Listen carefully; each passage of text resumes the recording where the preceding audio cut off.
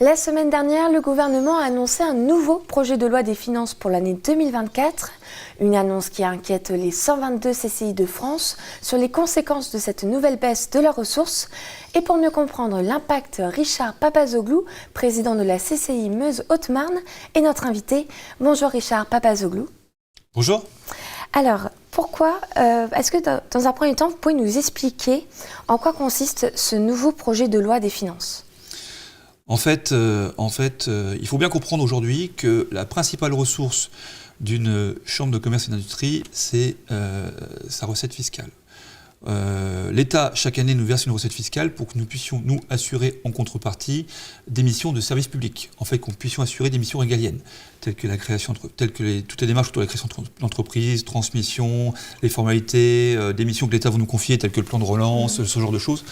Donc, à chaque fois, il nous donne, en fait, cette manne financière pour que nous puissions nous mettre en face des personnes, des services pour répondre aux besoins des entreprises.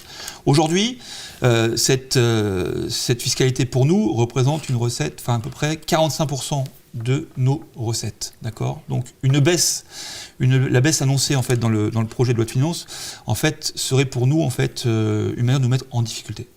Et quels sont justement ces risques pour ces chambres des commerces et de l'industrie si cette loi et ce budget sont appliqués pour l'année prochaine ?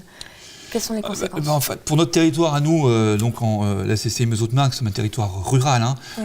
Nous représentons en fait 12 500 ressortissants, 12 500 entreprises. Je rappelle qu'on est comme un réseau aussi de chefs d'entreprise bénévoles.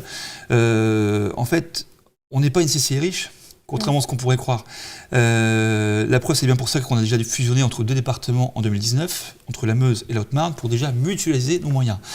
Le territoire représente 20% du Grand Est, donc un territoire très rural. On a 40 salariés sur le territoire, d'accord ? Et cette taxe que l'État nous verse, en fait, cette TCCI, en fait, nous permet simplement d'assurer une mission de service public de proximité. Donc, et en plus, il faut savoir que depuis 2012-2013, nous avons vu nos ressources baisser dramatiquement.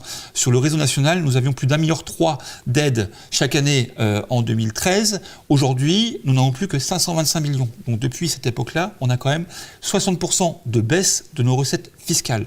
Donc à un moment, nous serons en dessous du seuil minimum de fonctionnement pour notre chambre.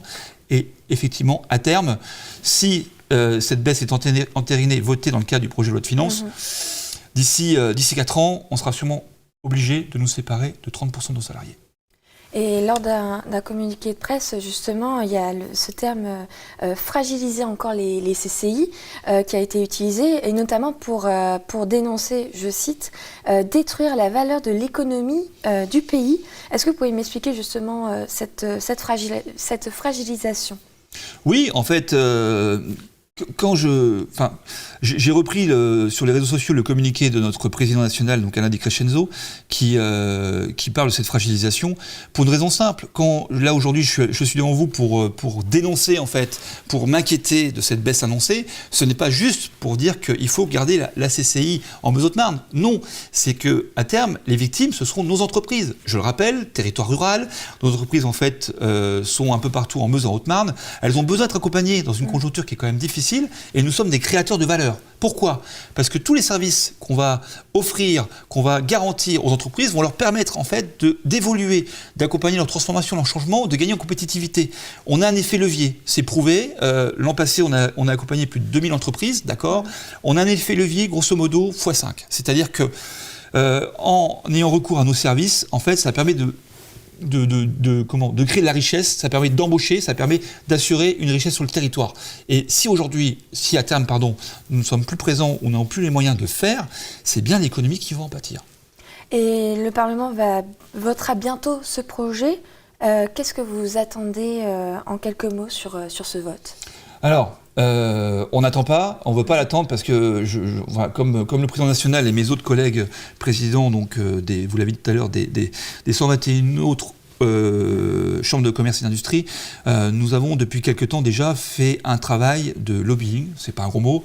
Nous allons à la rencontre de tous nos parlementaires. Encore aujourd'hui, là, je rencontre des parlementaires. Hier, j'étais à Paris pour rencontrer en fait des parlementaires. On leur explique, en fait, on leur rappelle le rôle d'une chambre de commerce et d'industrie.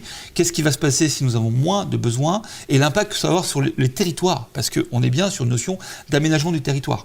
Et effectivement, on compte sur leur soutien. D'ailleurs, hier soir, beaucoup de groupes, notamment de la majorité, ont déposé des amendements qui vont dans notre sens pour enrayer en fait cette baisse annoncée de nos recettes. Eh ben, merci beaucoup Richard Papazoglou d'avoir été notre invité. Il faudra attendre encore plusieurs semaines, voire avant de savoir si le budget 2024 sera accepté par le Parlement.